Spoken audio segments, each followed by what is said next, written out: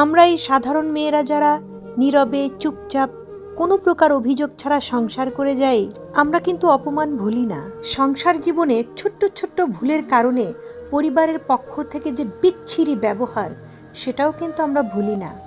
আমরা খুবই কষ্ট পাবো, দুঃখ পাবো, এটা জেনেও আমাদেরকে যে দুঃখ, কষ্ট, অপমান উপহার দেয়া হয়, সেটাও কিন্তু আমরা সাজিয়ে রাখি খুব যত্ন করে মনের মাঝে। যে কথাগুলো বলে আমাদেরকে চোখের জলে অথই পানিতে ভাসানো হয়েছে, সেই কথাগুলো আমরা কোনো দিনও কিন্তু ভুলি না। আমরা চোখের পানি মুছে ফেলি, শরীরে আঘাতের চিহ্ন থাকলেও সেটাও একসময় মুছে যায়, কিন্তু আমরা মনের দাগ কখনোই মুছি না।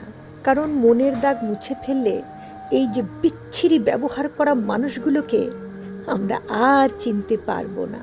আমরা আমাদের মনের দাগগুলোকে ধীরে ধীরে আরো